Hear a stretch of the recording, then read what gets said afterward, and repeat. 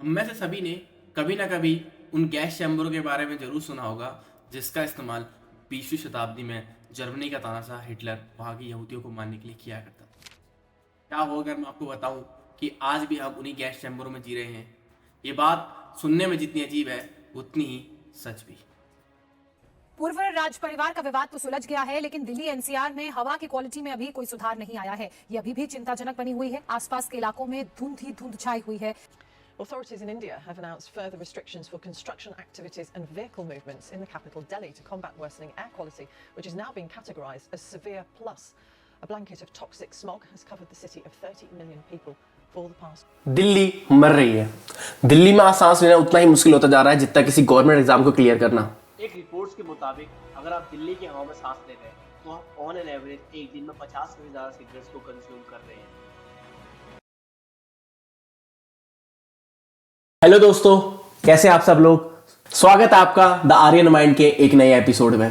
दोस्तों, आज की इस वीडियो में हम ये जानेंगे कि एयर पोल्यूशन क्या होता है, ये कैसे होता है और हम इन चीजों से कैसे बच सकते हैं। वीडियो के एंड में हम ये जानने की कोशिश करेंगे कि सरकारें और आम नागरिक किस तरह से मिलकर इस एयर पोल्यूशन को कम कर सकते हैं। आइए दोस्तों, सबसे पहले समझते हैं कि एयर पोल्यूशन होता क्या है। देखिए, आमतौर पर एयर पोल्यूशन का मतलब होता है कि जब हवा में ऑक्सीजन के साथ कुछ छोटे छोटे में महीन तत्व जैसे कि धूल धक्कड़, स्मोक और साथ ही साथ कुछ हानिकारक केमिकल्स हवा के साथ मिल जाते हैं। ये आमतौर पर लोगों को सांस लेने में तकलीफ देते हैं और इसी को वायु प्रदूषण या फिर एयर पोल्यूशन कहते हैं। आपने लोगों को कभी ना कभी ये कहते जरूर सुना होगा कि यार ये दिवाली के पटाखों की वजह से बहुत ज्यादा पोल्यूशन हो जाता है, पर ऐसा नहीं है। एक रिपोर्ट्स के मुताबिक साल 2015 के बाद 2024 ये पहला साल था जब हवा पिछले सालों से ज्यादा साफ थी। आप सभी ये जरूर सोचते होंगे कि यार पोल्यूशन तो पूरे साल रहता है, तो फिर ये विंटर्स में इतनी परेशानी क्यों आती है। पोल्यूशन गर्मी में भी होता है, पर ये हमें दिखता नहीं है। सर्दियों में इसकी विजिबिलिटी इतनी ज़्यादा इसलिए होती है क्योंकि सर्दियों में टेम्परेचर कम होता है और हवा भारी हो जाती है। ये भारी हवा वातावरण में नहीं जा पाती, ये ज़मीन के आसपास ठहर जाती है, जिससे कि जो प्रदूषण है वो वातावरण में नहीं जा पाता है। इसी को टेम्परेचर इन्वर्जन कहते हैं। दिल्ली में पोल्यूशन का जो मेजर रीजन है वो है गाड़ियों से निकलने वाला धुआं। इस क्लिप पे आप साफ साफ देख सकते हैं कि दिल्ली के एयर पोल्यूशन में कितना बड़ा हिस्सा इन गाड़ियों से आता है। दूसरा जो सबसे बड़ा रीजन है वो है हरियाणा और पंजाब में जलने वाली स्टबल बर्निंग। हम यहाँ जिन 3 मेजर फैक्टर्स की बात करने वाले हैं जो दिल्ली के पोल्यूशन को बढ़ावा देते हैं, उनमें ये सबसे बड़ा है। मतलब सबसे बड़ा तो नहीं कह सकते, बट ये एक बहुत ही ज्यादा मेजर पार्ट है इस चीज का और इसको हम कंट्रोल कर सकते हैं। ये इंडिया टुडे की एक न्यूज है, इसमें आप देख सकते हैं कि दिल्ली के पोल्यूशन का कितना परसेंट इस स्टबल बर्निंग के थ्रू दिल्ली में आ रहा है। तीसरा जो सबसे बड़ा रीजन है वो है इंडस्ट्री से निकलने वाला धुआं। ये सिर्फ एयर को ही पोल्यूट नहीं करते, बल्कि इसका जो सारा कचरा है जो कि केमिकल्स होता है फैक्ट्री से निकलने वाला, वो नदियों में भी जाता है, तो ये साथ ही साथ नदियों को भी दूषित करता है। इसकी वजह से कोई समस्या हो ना हो, लेकिन आम आदमी को इसकी वजह से डेली प्रॉब्लम्स का सामना उठाना पड़ रहा है। इंडिया में 2 चीज़ें बड़ी तेजी से बढ़ रही है। पहली है इन्फ्लेशन और दूसरा है इंडिया का AQI। During this winter season in India, specially in Delhi, यहाँ पे कोई भी स्पोर्ट्स गेम नहीं खेली जाती है क्योंकि उस टाइम पे यहाँ के नेता ब्लेम गेम खेल रहे होते हैं।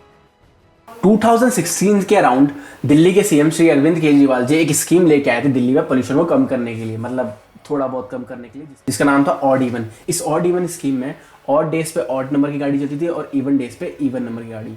खैर लोगों का पता नहीं, पर गवर्नमेंट ने इसका मतलब कुछ और ही निकाल दिया। ऑड डेज पे वो लोग ऑड नंबर की गाड़ी चलाते थे और इवन डेज पे वो एक दूसरे को ब्लेम करते थे। हर प्रॉब्लम के सोल्यूशन भी कुछ ना कुछ होते ही है। आइए उन सोल्यूशंस पे ही बात कर लेते हैं जिससे कि हम पोल्यूशन को कम से कम कर सके। दोस्तों, अगर हमें व्हीकल से निकलना धुएं को कम से कम करना है तो सबसे पहले हमें पब्लिक ट्रांसपोर्ट को बढ़ावा देना पड़ेगा। पब्लिक ट्रांसपोर्ट में बहुत सारी चीज़ें आती है, जैसे सबसे पहले आती है हमारी DTC बसें, दूसरा आती है मेट्रोज। अगर हम इन चीज़ों का ज़्यादा से ज़्यादा इस्तेमाल करेंगे तो काफ़ी हद तक हम दिल्ली में जो व्हीकल से निकलने वाला पोल्यूशन उसको कंट्रोल कर सकते हैं। दोस्तों, व्हीकल से होने वाले पोल्यूशन को कम करने के लिए हम एक और चीज़ का इस्तेमाल कर सकते हैं। डीजल और पेट्रोल से चलने वाली गाड़ियों के स्थान पे हम इलेक्ट्रॉनिक व्हीकल्स का यूज़ कर सकते हैं।